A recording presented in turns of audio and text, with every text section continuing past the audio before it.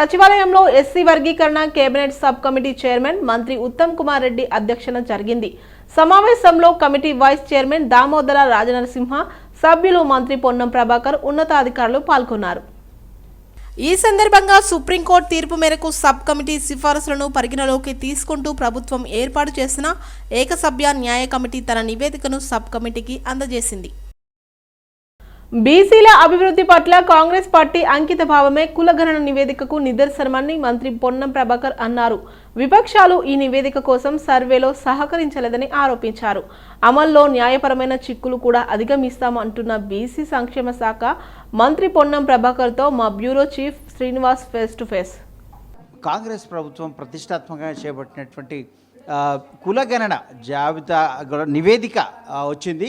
ఈ నివేదిక అసెంబ్లీలో ప్రవేశపెట్టబోతున్న నేపథ్యంలో బీసీ సంక్షేమ శాఖ మంత్రి పొన్నం ప్రభాకర్ ఉన్నారు. ఈ వివరాలను వారి మాటల్లో తెలుసుకుందాం. చెప్పండి మంత్రి గారు, ఏంటి బీసీ కులగణనపై అంటే ప్రతిపక్షం చాలా విమర్శలు చేస్తూ ఉంది, దాన్ని ఎట్లా తిప్పికొడతారు? అని మేము చెప్పినట్టు వాళ్ళు నృత్యం చేయాలని అట్లా కాదు, వాళ్ళ పనులు చేస్తారు, మా పని మేము చేస్తాము. మేము తప్పకుండా ఒక పారదర్శకంగా 1,00,000 మంది పైన ఉద్యోగస్తులను వినియోగించి ఇల్లు తిరిగి సమాచారం సేకరణ చేసింది. వాళ్ళ సంతృప్తి ఇవ్వకపోతే ఏం చేస్తాం? వాళ్ళు నిజంగా బీసీల పట్ల చిత్తశుద్ధి ఉంటే అప్పుడే సరిగేటప్పుడే సలహా చెప్పాలి. అందులో భాగస్వాములు కాకుండా దాన్ని వ్యతిరేకించి ఇలా మాట్లాడితే ఎట్లా? కాబట్టి తప్పకుండా ఎవరెన్ని మాట్లాడినా మా చిత్తశుద్ధి మాది. మా నాయకుడు రాహుల్ గాంధీ గారు చెప్పినారు. ఇక్కడ ప్రభుత్వం ముఖ్యమంత్రి రేవంత్ రెడ్డి గారి నాయకత్వంలో ఈ కార్యక్రమం జరిగింది. దీన్ని రావాలా రేపు క్యాబినెట్లో సభలో భవిష్యత్ కార్యాచరణ తీసుకుంటాం. నమస్కారం. ఇప్పటికే న్యాయపరమైన అంశాలు ఈ చిక్కులు కలిగించే అవకాశం ఉందన్నారు. దీన్ని ఎట్లా చూస్తారు? న్యాయపరమైన చిక్కులు ఉన్నాయి. అమలు చేసే సందర్భంలో అడ్డంకులు వస్తాయి. సర్వే చేయడానికి సహకరించినటువంటి వాళ్ళు మూర్ఖులు ఉన్నారు. సర్వేల భాగస్వాములు కానటువంటి వాళ్ళు ఉన్నారు. అన్ని రకాల వ్యవస్థలు ఉంటాయి. వాటన్నిటి తర్వాత కూడా ముందుకు పోవడమే కాంగ్రెస్ పార్టీకి సంబంధించినటువంటి విజయం. కాబట్టి ఇప్పుడు ఈ సమాచార సేకరణ కూడా అందరికి ఇష్టం ఉండకపోవచ్చు, కానీ జరిగింది కదా. జరిగిన దాని ప్రకారంగా భవిష్యత్తు కూడా మిగతా కార్యక్రమాలు జరుగుతాయి. వేచి చూడండి. రేపే కదా, రేపటికే ఉంది క్యాబినెట్ సభ. ఒకవైపు కులగణన నివేదిక వచ్చిన రోజే మరోవైపు భువనగిరిలో తీన్మార్ మల్లన ఆధ్వర్యంలో పెద్ద సభ జరిగింది. వరంగల్లో సభ జరిగింది. దాని ప్రభావం ఎట్లా ఉండబోతుంది? నేను చూడలేదు, చూసినాక మాట్లాడతాను. పీసీ అధ్యక్షుడు మాట్లాడతారు. Thank you. ఇది మొత్తం మీద కులగణన నివేదిక సమయంలోనే రూపొందించే సమయంలోనే ఎన్నో చిక్కులు వచ్చాయి. అయినా కూడా అధిగమించాము. వీటి అమల్లో న్యాయపరమైన చిక్కులు వచ్చినప్పటికీ కూడా వాటికి అధిగమించేందుకు శాసనసభ వేదికగా చర్చ జరుగుతుంది. దాని తర్వాతనే ఇవన్నీ ఒక స్పష్టత వచ్చే అవకాశం ఉంటుంది. విపక్షాలు ఎట్లాగో సహకరించలేదు, కులగణనలో భాగస్వామ్యం కాలేదు, కాకుండానే విమర్శలు చేయడం సమంజసం కదా అంటున్నారు. అలాగే సభ హన్మకొండలో జరిగిన బీసీ బహిరంగ సభ విషయంలో కూడా త్వరలోనే స్పందిస్తాము. దానిపైన పూర్తిగా అవగాహన అంటే దాన్ని పరిశీలించాక తర్వాతే మాట్లాడతామంటున్నారు మంత్రి పొన్నం ప్రభాకర్. వీడియో జర్నలిస్ట్ మాధవ్తో Srinivas, Cityvision, Hyderabad. Asian Institute of gastroenterology hospital chairman doctor Nageshwar Reddy Padma Vibhushan award అందుకున్నారు. ఈ సందర్భంగా మంత్రి కోమటిరెడ్డి వెంకటరెడ్డి సన్మానించారు. వైద్య రంగంలో విశిష్ట సేవలు అందిస్తున్న డాక్టర్ నాగేశ్వర్ రెడ్డిని కేంద్ర ప్రభుత్వం పద్మవిభూషణ్ అవార్డుతో సత్కరించడం తెలుగు వారందరికీ గర్వకారణమని మంత్రి అన్నారు. గ్యాస్ట్రో ఎంటరాలజీ విభాగంలో వారు చేసినంత పరిశోధనలు, ఆవిష్కరణలు మరో డాక్టర్ చేసి ఉండరంటే అతిశయోక్తి కాదన్నారు. ప్రపంచంలో నెంబర్ 1 గ్యాస్ట్రో ఎంటరాలజీ డాక్టర్గా మన తెలంగాణ గడ్డ మీద నుంచి సేవలందించడం మన అదృష్టమన్నారు. లక్షలాది మందికి దేశ విదేశాలలో మన తెలుగు గడగా పుట్టిన డాక్టర్ నాగేశ్వర రెడ్డి గారికి పద్మ విభూషణ్ వచ్చిన సందర్భంగా ఈరోజు వారిని ఏజీకి వచ్చి రాష్ట్ర మంత్రిగా వారిని సన్మానించడం జరిగింది. గతంలో పద్మశ్రీ అవార్డు 2002లో, ఆ తర్వాత పద్మభూషణ్, పద్మవిభూషణ్తో పాటు ఈరోజు ప్రపంచంలోనే గ్యాస్ట్రోఎంటరాలజీలో ఒక బెస్ట్ డాక్టర్గా లక్షలాది మందికి ప్రాణం వచ్చి దాంతోపాటు షుగర్ వ్యాధి కూడా మెడిసిన్ కనుక్కొని మరియు గ్యాస్ట్రోఎంటరాలజీలో నాగి అనే ఒక పరికరాన్ని కనుక్కొని ఇలా హైదరాబాద్లో ఇప్పుడు మనం ఉన్న ఈ 2000 బెడ్ ఇది ఇంకా ఎక్స్పాండ్ చేయాలి. 2200 బెడ్ పైన హాస్పిటల్ స్థాపించి వేరే కార్పొరేట్ హాస్పిటల్లో చూస్తే తక్కువ ఖర్చుతో ఎంతో మందిని బతికిస్తూ క్వాలిటీ ట్రీట్మెంట్ ఇస్తూ రేట్స్ విషయంలో కూడా కార్పొరేట్ హాస్పిటల్ కంపేర్ చేస్తే ఇక్కడ తక్కువ ఉంటుంది.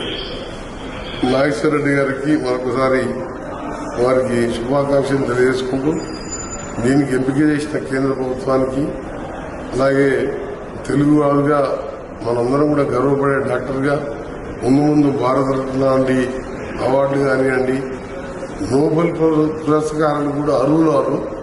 ఎందుకంటే ప్రపంచంలో వారంలో ఇక్కడ చేస్తూ దేశ విదేశాల్లో కూడా క్రిటికల్ ఆపరేషన్ చేయడంలో ప్యాంక్రియాస్ సంబంధించి కానీ ఒక అద్భుతమైన డాక్టర్ ఆయన గురించి ఎంత చెప్పినా తక్కువనే. ఈ సందర్భంగా వారికి మరొకసారి శుభాకాంక్షలు.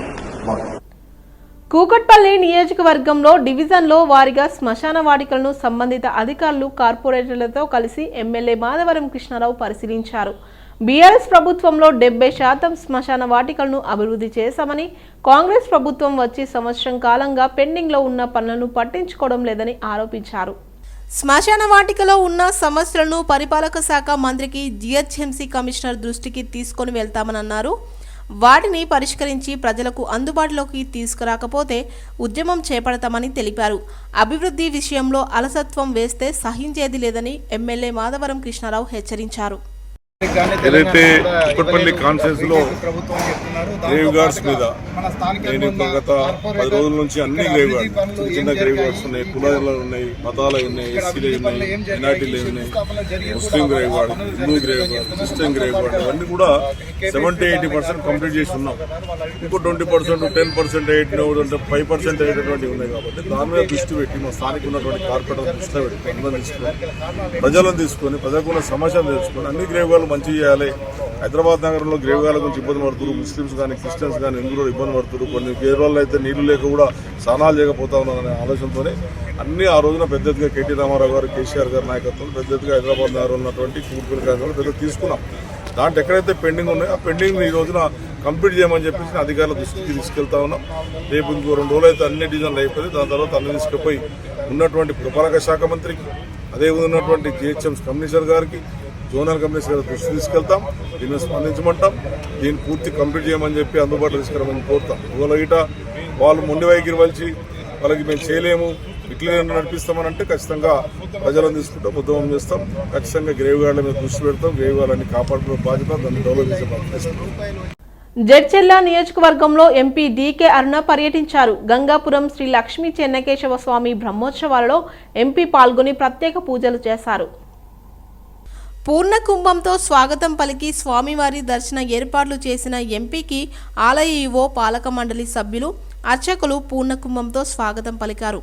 అనంతరం స్వామివారి దర్శనం ఏర్పాట్లు కల్పించారు. లక్ష్మీ చెన్నకేశవ స్వామిని దర్శించుకొని ప్రత్యేక పూజలు చేశారు ఎంపీ డీకే అరుణ. ఆలయ పరిసరాల్లో భక్తుల సౌకర్యార్థం నిర్మించిన వసతి గృహ భవనాన్ని ప్రారంభించారు ఎంపీ డీకే అరుణ.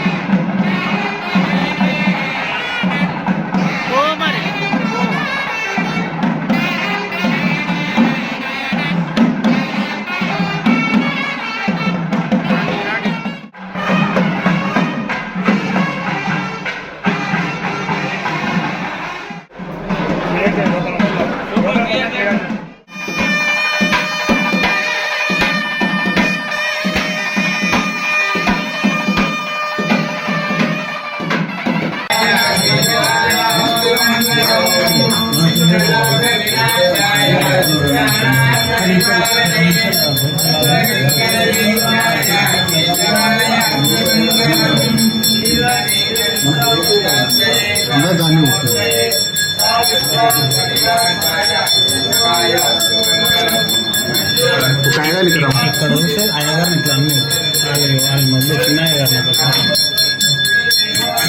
ఎవరికి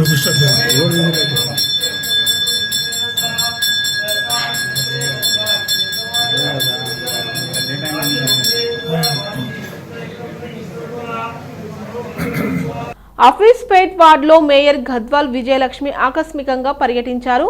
జీహెచ్ఎంసీ ఖాళీ స్థలాలను అన్యాక్రాంతం కాకుండా చూడాలని అధికారులను ఆదేశించారు మేయర్. దీర్ఘకాలికంగా పెండింగ్లో ఉన్న అంతర్గత రోడ్ల నిర్మాణానికి ప్రతిపాదనలు సిద్ధం చేయాలని మేయర్ గద్వాల్ విజయలక్ష్మి అధికారులకు ఆదేశించారు. ఈ కార్యక్రమంలో మేయర్ వెంట జోనల్ కమిషనర్ సిఈడిసిఎస్లు పాల్గొన్నారు. నగరంలో మాజీ కార్పొరేటర్ దివంగత నందరాజ్ గౌడ్ వర్ధంతి కార్యక్రమాన్ని నిర్వహించారు. కంచనపల్లి సునీల్ కుమార్ ఆధ్వర్యంలో నందరాజ్ గౌడ్ స్మారక స్తూపం వద్ద వేడుకలు జరిగాయి. ఈ సందర్భంగా నందరాజ్ గౌడ్ స్మారక స్తూపానికి బీజేపీ నాయకులు, కార్యకర్తలు, కుటుంబ సభ్యులు పూలమాలలు వేసి నివాళులు అర్పించారు. ఈ కార్యక్రమంలో బీజేపీ సెంట్రల్ జిల్లా అధ్యక్షుడు డాక్టర్ గౌతమ్ రావు, మాజీ మంత్రి కృష్ణ యాదవ్, కార్పొరేటర్లు అమృత, ఉమా రమేష్ యాదవ్ పాల్గొన్నారు. రిపబ్లిక్ ఫోర్స్ అనే కంపెనీలో కార్మికుడుగా, అదేవిధంగా ఆనాడు ఆటో డ్రైవర్గా ఒక పూట తన కుటుంబ పోషణ కోసం కొంత భాగం ఖర్చు పెట్టినప్పటికీ ప్రత్యేకంగా తను ఏ పార్టీ సిద్ధాంతాన్ని అయితే నమ్మారో ఆ పార్టీని నడపడం కోసం పొద్దున పార్టీ కార్యక్రమాల్లో చురుకుగా పాల్గొంటూ ఏదైతే మధ్యాహ్నం తర్వాత, సాయంత్రం తర్వాత ఆ ఆటో అనేది నడుపుతూ తన జీవితాన్ని సాగిస్తూ అంచెలంచెలుగా ఇంతింతై వటుడింతై ఆకాశమంతై అన్నట్టు తన కార్యక్రమాలతో ప్రజలలో ఒక కదలిక తీసుకొస్తూ భారతీయ జనతా పార్టీ యువమోర్చా, నగర యువమోర్చాగా, అదేవిధంగా 1986లో తిలక్ నగర్ కార్పొరేటర్ గా అతి చిన్న వయసులో అత్యంత మెజారిటీతో మరి బల్దియాలో ఆనాడు విజయం సాధించిన విషయం మనందరికీ తెలిసింది. హైదరాబాద్ లోని అంబర్పేట మహంకాళి దేవస్థానంలో వసంత పంచమి సరస్వతి పుట్టినరోజు సందర్భంగా దేవాలయాల కమిటీ ఆధ్వర్యంలో ఘనంగా పూజలు నిర్వహించారు. ఈ సందర్భంగా మహంకాళి అమ్మవారికి స్వర్ణ కిరీటధారణ, కర్ణాభరణంలో ముక్కుపుడక, కంకణ ధారణను పోలు వెంకటరమణ కుటుంబ సభ్యులు అమ్మవారికి ధారణ చేశారు. తమ పూర్వీకుల కుటుంబాల కోరిక మేరకు అమ్మవారికి కిరీటధారణ చేయడం జరిగిందని తెలిపారు. ఇది తమ కుటుంబీకుల అదృష్టమని కొనియాడారు. అమ్మవారి పూజా కార్యక్రమంలో యజ్ఞాన్ని నిర్వహించిన అనంతరం అన్నదాన కార్యక్రమాన్ని నిర్వహించారు. భక్తులు అధిక సంఖ్యలో పాల్గొని అన్నప్రసాదాన్ని స్వీకరించారు. ఏంటిది? శ్రీ అంటే లక్ష్మి, లక్ష్మీ పంచమి. ఈ లక్ష్మీ పంచమి రోజు సరస్వతీ దేవి యొక్క పుట్టినరోజు. అంటే ఓ పక్కన మీరు ఏ ఆలయంకైనా వెళ్ళి అమ్మవారిని ప్రార్థన చేసుకుంటే లక్ష్మి వస్తుంది, సరస్వతి వస్తుంది. అంటే సరస్వతి అంటే విద్య, విద్య ఉంటే లక్ష్మి వస్తుంది. ముఖ్యంగా ఈ రోజు ఇక్కడ ఆలయంలో నిజంగా పెద్ద సంబరం జరుగుతుంది. అంటే ఈ రోజు భారతదేశంలో ఎక్కడైనా సరే అమ్మవారి గుళ్ళలో శ్రీ పంచమి మహా గొప్పగా జరుగుతుంది. కానీ ఇక్కడ జరగడానికి రెండు కారణాలు ఇక్కడ మనకు కనబడుతుంది. ఏమంటే పోలు కుటుంబ సభ్యులు ఇక్కడ అమ్మవారికి స్వర్ణ కిరీటము, తర్వాత ఆవిడకు ముక్కు పుడక, కంకణాలు ఇవన్నీ కూడా వారికి సమర్పించారు. అంటే నిజంగా అన్నదాన కార్యక్రమం ఎంత బ్రహ్మాండంగా జరుగుతుంది. కనీసం నాకు తెలిసి ఒక 2000 మంది ఈ రోజు అమ్మవారి ప్రసాదం తీసుకుంటున్నారు. పోల్ మైసమ్మ గారి జ్ఞాపకార్థము పోల్ గోపాల్, పోల్ చంద్రమణి, పోల్ శ్రీనివాస్ గౌడ్ వీళ్ళందరి జ్ఞాపకార్థము ఇది పెడుతున్నాను నేను ఇవాళ. దీనికి కార్యక్రమం నాకు ఆలయ కమిటీ మెంబర్స్ అందరూ సహకరించారు. ఇతర వాళ్ళు, వేరే వాళ్ళు కూడా నాకు సహకరించారు. అందరికీ ధన్యవాదాలు. 30 ఏళ్లలో ఎన్నో ఆందోళనలు, సభలు నిర్వహించామని ఎంఆర్పీఎస్ వ్యవస్థాపక అధ్యక్షుడు మందకృష్ణ మాదిగ అన్నారు. హైదరాబాద్ సోమాజిగూడ ప్రెస్ క్లబ్లో సమావేశం నిర్వహించారు. చెప్పుల తయారీ, డప్పు వాయిద్యం తమకు వారసత్వంగా వచ్చాయన్నారు. తమ మూలాలు కాపాడుకునేందుకు త్వరలో సాంస్కృతిక కార్యక్రమం చేపడతామని చెప్పారు. 1,00,000 డప్పులు, 1000 గొంతుకల కార్యక్రమానికి సీఎం అనుమతి ఇవ్వాలన్నారు. ఫిబ్రవరి 7న కార్యక్రమం అనుమతికి మరోసారి వినతి పత్రం ఇస్తామని, గిన్నిస్ బుక్లో చోటు దక్కేలా కార్యక్రమం ఉండబోతుందని మందకృష్ణ మాదిగ అన్నారు. వృత్తి మాకు దూరమైంది, కానీ అంతో ఎంతో కొంతమేరకు పరిరక్షించుకుంటున్నది మాకుండబడే డప్పు కళాకారుల ప్రదర్శనలు. ప్రతి రాజకీయ పార్టీ నాయకులు, ప్రతి సంఘం వాళ్ళు, ప్రతి ఉద్యమంలో మా డప్పులు కీలకమైన పాత్ర పోషిస్తున్నాయి. మా డప్పులు కీలకమైన పాత్ర పోషిస్తున్నాయి. అంతేకాకుండా సమాజంలో ఉండబడే అన్ని వర్గాల్లో ఏ చావులకైనా గ్రామాల్లో ఇప్పటికీ మా డప్పులే మోగుతున్నాయి. ఏ పండుగలకైనా ఏ దేవుళ్ళ దేవతల ఊరేగింపులకైనా గ్రామాల్లో ముందు వరుసలు నిలబడేది మా డప్పే. కానీ మాకు వారసత్వంగా మా తాత ముత్తాతల కాలం ఉండొచ్చిన మా డప్పు మా పల్లెల్లోనే కొంత కనుమరుగవుతున్నట్టుగా మేము గమనిస్తున్నాం. ఒకనాడు మా ఊర్లో ఒక 100 డప్పులుంటే అవి క్రమక్రమేణా 70, 60, 50, 40కి వచ్చింది. క్రమక్రమేణా మా సాంస్కృతిక వాయిద్యమైన డప్పును కొట్టడానికి యువతరం, విద్యార్థులు, ఉద్యోగస్తులు కొంత దూరం అయిపోయారు. ఎస్సీ వర్గీకరణకై ప్రత్యేక అసెంబ్లీ సమావేశాలు ఏర్పాటు చేస్తామని ముఖ్యమంత్రి రేవంత్ రెడ్డి ప్రకటించడం పట్ల ఎస్సీ కార్పొరేషన్ మాజీ చైర్మన్ పీడమర్తి రవి హర్షం వ్యక్తం చేశారు. ఈ మేరకు మాదిగ జేఏసీ అనుబంధ సంఘాల ఆధ్వర్యంలో తెలంగాణ రాష్ట్ర వ్యాప్తంగా ముఖ్యమంత్రి రేవంత్ రెడ్డి చిత్రపటానికి పాలాభిషేకం కార్యక్రమం చేపట్టడం జరిగిందన్నారు. దీనిలో భాగంగా బషీరాబాగ్ బాబు బుగ్జీవన్ రామ్ విగ్రహం దగ్గర సీఎం రేవంత్ రెడ్డి చిత్రపటానికి పాలాభిషేకం చేశారు. మందకృష్ణ మాదిగ ఏపీ సీఎం నారా చంద్రబాబు నాయుడుపై ప్రేమ కురిపిస్తున్నారని అన్నారు. తెలంగాణ రాష్ట్రంలో వర్గీకరణ చేస్తామని పలుమార్లు బహిరంగంగా ప్రకటించిన మాదిగ పక్షపాతి అయిన సీఎం రేవంత్ రెడ్డి ప్రభుత్వంపై కుట్ర చేస్తున్నారని ఆరోపించారు. రావాలని మరి జిల్లాల వర్గ వర్గీకరణ చేయాలని కోరుతూ ఈరోజు రాష్ట్ర ముఖ్యమంత్రి రేవంత్ రెడ్డి గారికి పాలాభిషేకం చేయడం జరిగింది. రాష్ట్ర వ్యాప్తంగా అన్ని జిల్లా కేంద్రాలలో మరి ఈరోజు మాదిగ చేసి మరి ఎంఆర్పిఎస్ సంఘాల ఆధ్వర్యంలో ఇవాళ రేవంత్ రెడ్డి గారికి పాలాభిషేకం జరిగింది. ఒకటి ఏంటంటే ఆంధ్రలో పెట్టవలసినటువంటి 1,00,000 డబ్బులు వేడుకల కార్యక్రమాన్ని తెలంగాణ పెట్టడం చాలా బాధాకరం. ఎందుకంటే ఆంధ్రలో వర్గీకరణ మీద చంద్రబాబు నాయుడు గారు ఒకటే ఒక కార్యక్రమం చేసిండు. ఇవాళ రేవంత్ రెడ్డి గారు మొన్న షాద్నగర్లో చెప్పిండు 5వ తారీఖు మరి క్యాబినెట్ లో చర్చిస్తానన్నాడు. అసెంబ్లీలో వర్గీకరణ మీద ఒప్పుకున్నాడు. ఏకసభ్య కమిషన్ వేసిండు, మంత్రివర్గ ఉపసంఘం వేసిండు. ఇన్ని జరిగినా చాలా కొంతమంది వర్గీకరణ వద్దనేటోళ్ళు కార్యక్రమాన్ని పెట్టి రాష్ట్ర ప్రభుత్వాన్ని బదనాం చేస్తా ఉన్నారు. రేవంత్ రెడ్డి గారు మీ ఇబ్బంది పెడతా ఉన్నారు. మీరు ఎన్ని కుట్రలు చేసినా రేవంత్ రెడ్డి గారు వర్గీకరణ చేయడం ఖాయం. మీరు ఎన్ని కార్యక్రమాలు చేసినా ఈ వర్గీకరణ విషయంలో మీకు క్రెడిట్ రాదు. బీజేపీకి కృష్ణమాది గారికి క్రెడిట్ రాదు. వచ్చేది కాంగ్రెస్ పార్టీకి, రేవంత్ రెడ్డికి. ఎందుకంటే ముఖ్యమంత్రి గారు రేపు అసెంబ్లీలో చర్చించి వర్గీకరణ చేస్తారు కాబట్టి. ఫిబ్రవరి 7న ఎంఆర్పీఎస్ తలపెట్టిన 1,00,000 డప్పుల వేల గొంతులు కార్యక్రమానికి తమ సంపూర్ణ మద్దతు తెలియజేస్తున్నామని ఓయూజేఏసీ చైర్మన్ కొత్తపల్లి తిరుపతి తెలిపారు. ఉస్మానియా యూనివర్సిటీ ఆర్ట్ కళాశాల వద్ద కొత్తపల్లి తిరుపతి ఆధ్వర్యంలో 1,00,000 డప్పులు వేల గొంతులు కార్యక్రమానికి మద్దతుగా సమావేశం నిర్వహించారు. 1,00,000 డప్పుల వేల గొంతుల కార్యక్రమానికి మాదిగ అనుబంధ విద్యార్థి సంఘాలన్నీ పెద్ద ఎత్తున పాల్గొని విజయవంతం చేయాలని పిలుపునిచ్చారు. ఎస్సీ వర్గీకరణ అంశం సుప్రీంకోర్టు ధర్మాసనం తీర్పు ఇవ్వడం జరిగిందన్నారు. తెలంగాణ రాష్ట్రంలో కాంగ్రెస్ ప్రభుత్వం ఎస్సీ వర్గీకరణ త్వరగా అమలు చేయాలని కోరారు.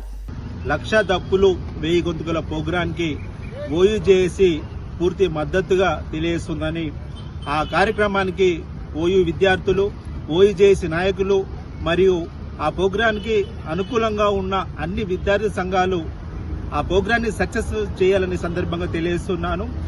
ఆ ప్రోగ్రాము భారత రాజ్యాంగం ప్రకారం చట్టమైన డిమాండ్, న్యాయబద్ధమైన జనాభా ఎంతుంటే అంత రిజర్వేషన్ ఉండాలని ఆనాడు డాక్టర్ బిఆర్ అంబేద్కర్ భారత రాజ్యాంగంలో రాయడం జరిగింది. అది సుప్రీంకోర్టు దాన్ని అమలు చేయమని ఇవ్వడం జరిగింది. ఈ రాష్ట్ర ప్రభుత్వం దాన్ని తొందరగా అమలు చేయాలని, వచ్చే నోటిఫికేషన్లో ఆ రిజర్వేషన్ అమలు చేయాలని సందర్భంగా తెలియజేస్తున్నాను. విద్యార్థి మిత్రులకు ఫిబ్రవరి 7న జరిగే ప్రోగ్రాంకు 1,00,000 డప్పులు 1000 గొంతుల ప్రోగ్రాన్ని ఎల్బీనగర్ ఎల్బీ స్టేడియం నుండి ట్యాంక్ బండ్ ప్రోగ్రాం కార్యక్రమానికి అందరూ విద్యార్థులు హాజరు కావాలని సందర్భంగా తెలియజేస్తున్నాను. జై తెలంగాణ.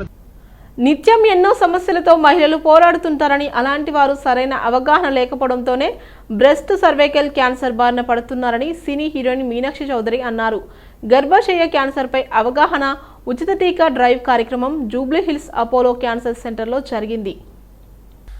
ఈ కార్యక్రమానికి మీనాక్షి చౌదరి ముఖ్య అతిథిగా విచ్చేశారు. క్యాన్సర్ను నిరోధించేందుకు బాల్య దశలోనే ప్రివెంటివ్ వ్యాక్సిన్లు అందుబాటులో ఉన్నాయని, దురదృష్టవశాత్తు వాటిపై ఎక్కువ మందికి అవగాహన లేకపోవడం వల్ల వారు ఆ వ్యాక్సిన్లకు దూరం అవుతున్నారని అన్నారు. క్యూర్ ఫౌండేషన్ అపోలో క్యాన్సర్ ఆధ్వర్యంలో బాలబాలికలకు ఉచితంగా ఈ వ్యాక్సిన్ వేయడం అభినందనీయమన్నారు. మా తమ్ముడు హైదరాబాద్లో ఉంటే నాకు బ్రెస్ట్ క్యాన్సర్ 2012వ సంవత్సరంలో వస్తే వాడు మొత్తం మీద సెర్చ్ చేసి జూబ్లీ హిల్స్ అపోలో బ్రెస్ట్ క్యాన్సర్కి డాక్టర్ విజయానంద రెడ్డి సార్ దీనికి మంచి డాక్టర్ అని చెప్పి తీసుకొచ్చారండి.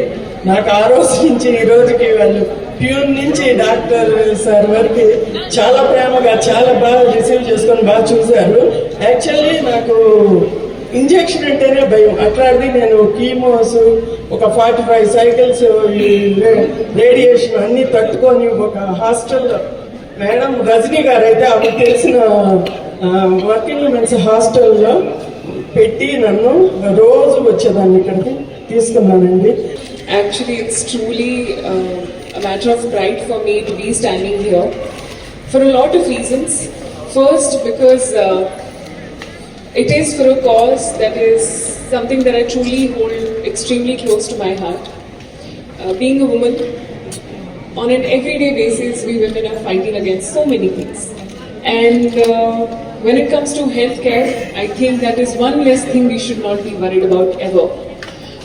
And I'm so grateful to have this opportunity today to be here, to be a part of something extremely special. And that is about creating awareness and being a part of doing something such as amazing as this, which is regarding HPV vaccination that we are here today. Buddha TV broadcast private limited 5వ వసంతంలోకి అడుగుపెడుతున్న సందర్భంగా సంస్థ నూతన సంవత్సర calendar 2025ను chairman Satish Reddy, CEO Durga Reddy ఆవిష్కరించారు. తమ బీటీపీ ఛానల్ త్వరలోనే శాటిలైట్ మారనుందని పేర్కొన్నారు. నిష్ణాతులైన జర్నలిస్టులను తయారు చేయడం తమ ఉద్దేశమన్నారు. దీనిలో భాగంగా Buddha TV brand cost private limited ద్వారా జర్నలిజంలో శిక్షణ తరగతులను నిర్వహిస్తూ సర్టిఫికెట్లను ప్రదానం చేస్తామన్నారు. ఈ కార్యక్రమంలో రాష్ట్ర ED Viresh, chief technology officer Srinivas, national PR director Ganta Swamy తదితరులు పాల్గొన్నారు.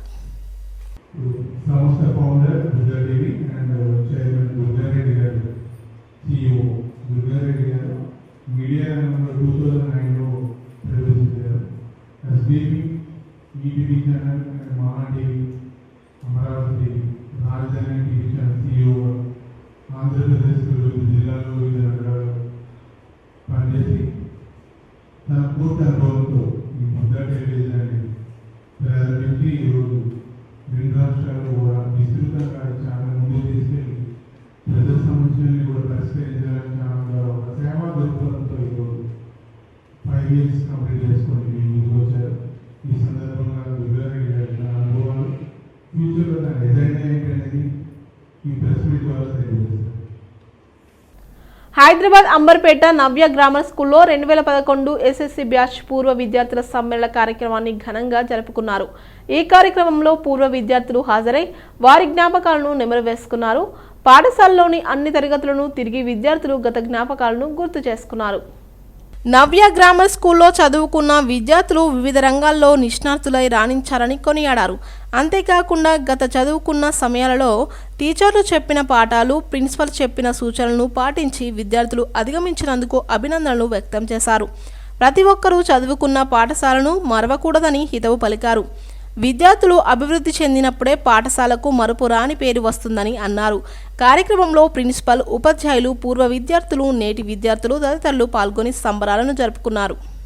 11 బ్యాచ్ ఎస్ఎస్సి బ్యాచ్ చదివిన విద్యార్థులు, పూర్వ విద్యార్థులు ఇవాళ సమ్మేళనం, పూర్వ విద్యార్థుల సమ్మేళనం జరుపుకుంటున్నాము. చాలా సంతోషకరం. ఈ నవ్య గ్రామర్ స్కూల్లో నర్సరీ టు 10th క్లాస్ చదువుకొని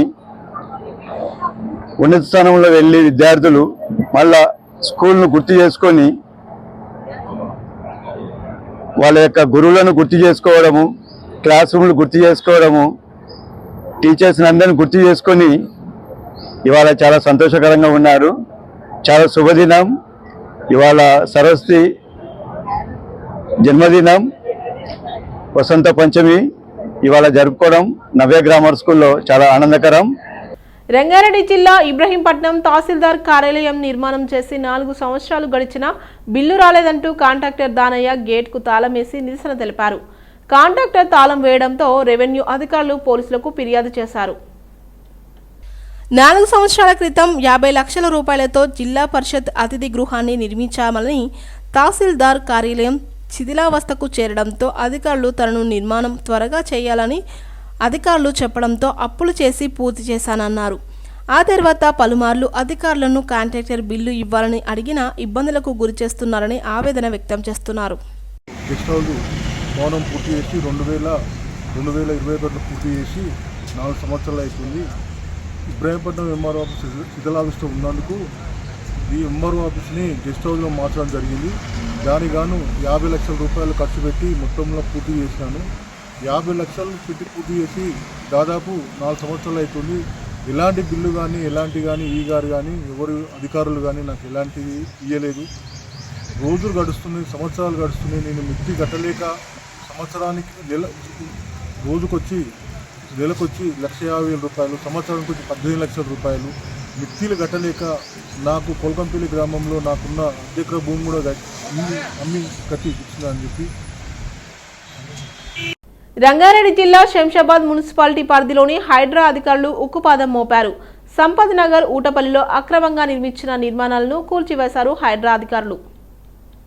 సంపత్ నగర్లో ప్రభుత్వ భూమిని ఆక్రమించి కట్టడాలు చేపట్టారు. ఊటపల్లిలో రోడ్డు ఆక్రమించి అడ్డంగా గేటు ఏర్పాటు చేయడంతో రెండింటిని కూల్చివేశారు హైడ్రా అధికారులు. ప్రభుత్వ భూములు, నాలాలు, చెరువులు, పార్కు స్థలాలు ఆక్రమిస్తే చర్యలు చేపడతామని హైడ్రా అధికారులు హెచ్చరికలు జారీ చేశారు.